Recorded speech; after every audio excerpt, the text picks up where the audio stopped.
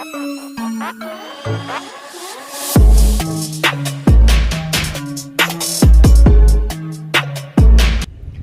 you're all dirty. You need a bath soon. What's up, everybody, and welcome. We're actually at our first stop here. We are going to a 43 Tiara. Supposedly the gate here. Supposedly the center motor has a bad battery.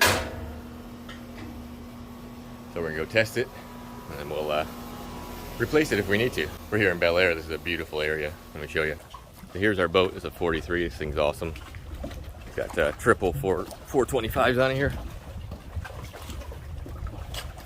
Customer already put it down on the lift for me because he knew I was coming. Yeah, check out these houses.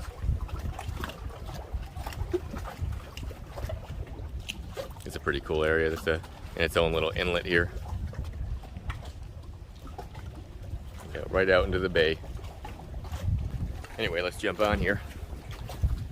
Get downstairs. We'll check these batteries. These boats are very well set up, and the wiring and everything is very nice in these boats. It's got 4 house batteries connected together, and you got your 3 starting batteries. It looks like the customer was jumping it to make sure that it would start. He labeled which battery he thought was bad here, so we're gonna check them real quick. Okay, so here's our 3 batteries. This is our culprit right here. If we look, we're only at 11.3 volts right now, and it's been charging the whole time.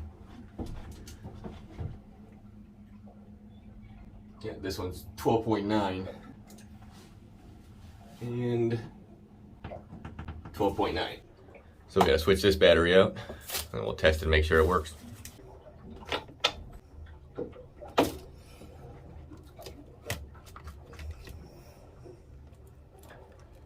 Alright, so we got our cables off here. If you look, this is the Deca. We can't get these batteries right now because there's a shortage of freaking everything. So we have one that's comparable. It actually has the same exact ratings on it, 182 reserve and all that, so it will do just fine. Let's switch it out.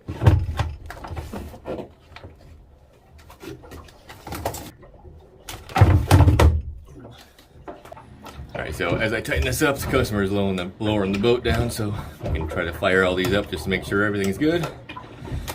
And move on to the next boat. You hear all that water splashing in the hull. Cover our connections back up. Alright, we're out of the hole here. What we're going to do is fire these 3 up, make sure they all sound the same.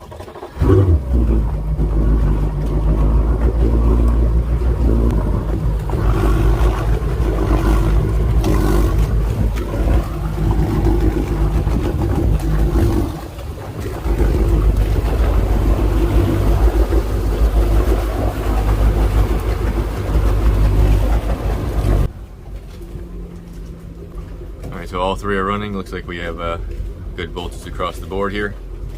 Alright, she's back on the lift. Everything is good. Alright, let's get our old battery. We gotta head to our next job. We are going, I think we're going to Madeira Beach to look at a Regal. So I'll see you there. Alright, so we made it out to our second boat here. It's a Regal with a Volvo Penta 380 horse, which I think is a 6.2 liter Chevy engine.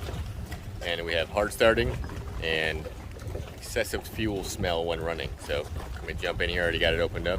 We'll see what's going on. All right, so we got our battery on here. We got the cover off of our motor. We got a hose hooked up so we can fire this thing up and we'll see how it acts. But first, if we turn the key on, we should be able to listen to our fuel pump and see if it's making any kind of weird noises or screaming at us or anything, because that could also cause problems.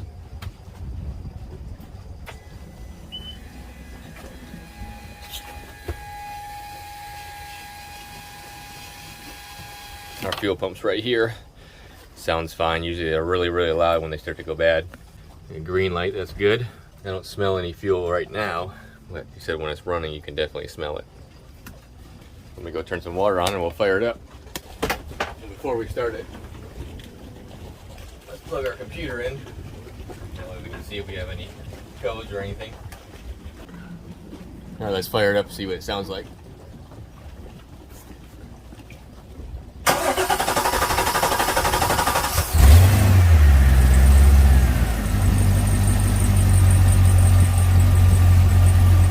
It's definitely an excessive amount of time to try to start it. Usually these things crank 1 or 2 times and they fire right up. Alright, she's been running for a little bit here. And I can definitely smell fuel. But it's not leaking anywhere. It smells like vapor. So these motors are direct injected, so they have a very high fuel pressure. So we can look at the trim bank and look at these. It's got two O2 sensors, one before and one after here. Should tell us a story if it's running rich. That's one reason why it's hard to start. Alright, so bank 1 long-term fuel trim is 2.31. Bank 2 is 5.5.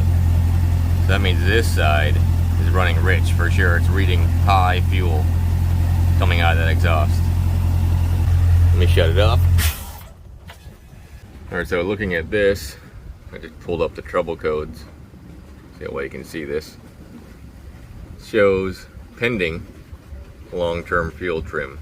Seeing exactly what I'm seeing here with the target trim bank is too high on one side. Alright, so I'll try to explain this the best I can. Bank 2 would be our starboard side. This has a oxygen sensor before and after the catalytic converters, and it reads the fuel input and the fuel output, so it can enrichen the fuel system or lean it out depending on the situation or what it might need. The most common thing here would be the O2 sensor having a failure. I don't have a new one or the tool to take those out with me. I could swap them and see if it followed the banks. The other scenario we have here is one of the fuel injectors could be stuck, causing it to read excessive fuel. And that's why I'm smelling fuel. And actually there's one more scenario that is very unlikely, is that the ECM, which has the injector drivers in it, could be causing the injectors to overpulse, or there could be something wrong there. But typically we would have some kind of code for anything that has to do with the ECM. And the only thing we're seeing is trim fuel on the starboard bank. So I'm gonna have to come back to this boat. I'll bring a tool with me, we'll get a new O2 sensor and see if that resolves it. If not, then we're gonna have to get this boat back to the shop, because in order to get to the injectors, this thing is direct injected and everything's underneath that intake. And I can't do that on the water here. So I'm gonna pack this one up and actually gotta get Oscar cleaned up and resorted, because it's been 10 or 15 jobs and I've been throwing stuff inside of them, and it annoys me. I got a little bit of OCD. I like to have things organized and clean so I know where everything is. Appreciate everybody watching, and I'll see you next time. Later. Who needs a house when you got a boat?